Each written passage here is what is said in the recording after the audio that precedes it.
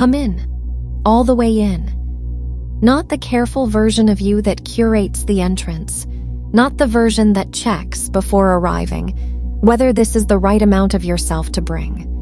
All of you, the whole uncurated, unedited, unapologized for you. Take a breath and let it carry everything you are. Stay. I want to say something that is going to be direct, so I want to make sure you are present enough to receive it rather than just hear it. You apologize too much for who you are. Not in the explicit way. Not necessarily in the social pleasantry way of saying sorry when you bump into someone or sorry when you take up space in a queue. In the deep way. The continuous, low-level, pre-verbal way in which your existence in the world is offered with an implicit apology attached. In which your thoughts are presented with a softening. In which your needs are expressed with a disclaimer. In which your full presence in any situation arrives with a built-in apology for being the amount you are. You may not experience it as an apology. It may feel like consideration, like not wanting to be too much, like awareness of other people's needs and experience, like the reasonable modulation of yourself that social existence requires. But there is a difference between genuine consideration and the apologetic diminishment of yourself, between healthy social awareness and the chronic, habitual, deeply ingrained reduction of your full presence because you are not entirely sure that your full presence is acceptable. You know which one you are more often doing. The apology takes many forms. It is in the way you qualify your opinions before fully expressing them. This is just my view, I might be wrong, I am not sure I am seeing this correctly that arrives before any statement that might invite disagreement. It is in the way you shrink in certain rooms. Physically, energetically, in the amount of space you allow yourself to occupy. It is in the way you reduce your needs before expressing them, deciding in advance that they are too much and dieting them into something more palatable. It is in the laughing at yourself before anyone else can, in the preemptive self-deprecation that diminishes you before the world has a chance to. It is in the invisible but constant management of the impression you make, the careful tending of a presentation that never quite allows the full, unmanaged reality of who you are to be present in an unguarded way.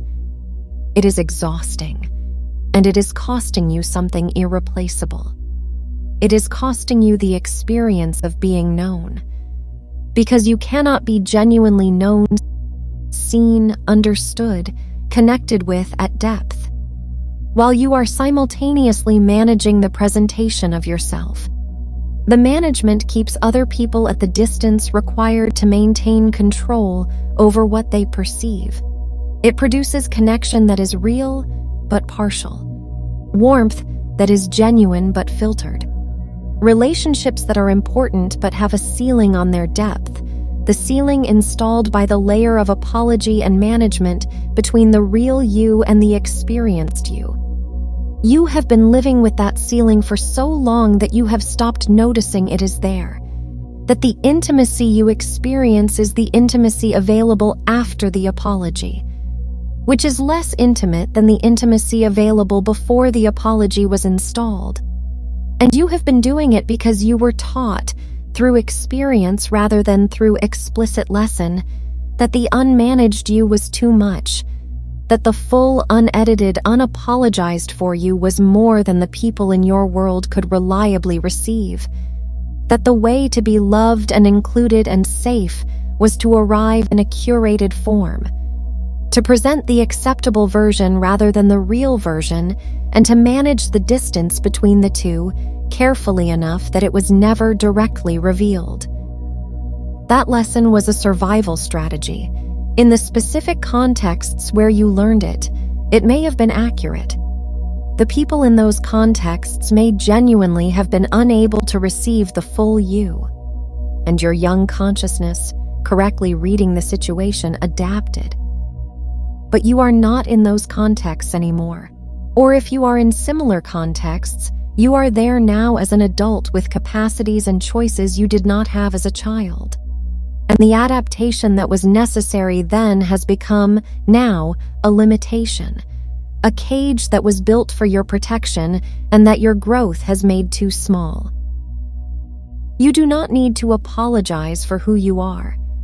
Not for your opinions, not for your needs, not for the intensity with which you feel things, or the directness with which you see things, or the amount of space that the full expression of you actually requires. Not for the parts of you that are unconventional or difficult or unlike what is most rewarded in the environments you move through. Not for any of it. Who you are is not a problem that requires apology. Who you are is a specific, unrepeatable, precisely constituted person who arrived in the world with particular gifts and particular qualities and a particular way of being that is genuinely, originally, irreplaceably yours. And the world, the specific people in it who are capable of genuine connection with you, does not need the apologized for version. The managed, curated, pre-dited version that arrives with the disclaimer attached. They need the real version, the actual you, the one that has not had the interesting edges smoothed off in the interest of being more universally palatable. Because it is the interesting edges that make genuine connection possible, the places where you are most specifically yourself, most unlike anyone else, most in the full expression of your particular nature, are the places where the deepest recognition occurs.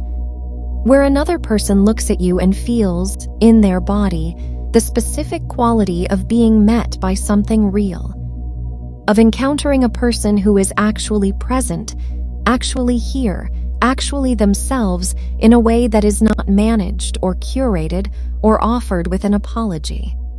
That encounter is what genuine intimacy is, and it cannot happen if you keep arriving with the apology. Stop apologizing. Not in a dramatic, performative way, not with the overcorrection of someone who has swung from excessive smallness to excessive loudness, in the quiet, internal, deeply personal way of someone who has really decided that who they are does not require an apology and has never required an apology and will not be apologized for going forward. Feel what that decision does in your body. Feel the slight lifting that occurs when you imagine taking up the space you actually take up without the apology. When you imagine expressing your opinion without the qualifier. When you imagine your needs without the pre-diting. When you imagine arriving in a room as the full version of yourself without the management and the curation and the apology that usually accompanies the entrance. That fullness is available. It is scary because the apology has been what felt like protection against the worst possible outcome. That the full you would be received with the rejection or the criticism or the withdrawal that your early experiences made you afraid of. But the protection was always, in a meaningful sense, illusory, because what was being protected against rejection was not actually you, it was the curated version. And the curated version, even if received warmly, is not being received. Because it is not actually present, the real you in the meantime remains unseen, unmet, unencountered. The risk of being the full, unapologized for you is that some people will not be able to receive it. That is real. It will happen. Some people are not capable of the kind of encounter that the full you makes available. Not because they are bad people, because they are not your people. Your people. The ones capable of genuine encounter with the specific person you actually are. Can only find you if you are actually there to be found. If you are arriving as the curated version, the encounter with the real you is not available to them. And you lose them, and they lose you, and the connection that was possible remains unrealized. You are allowed to be fully yourself.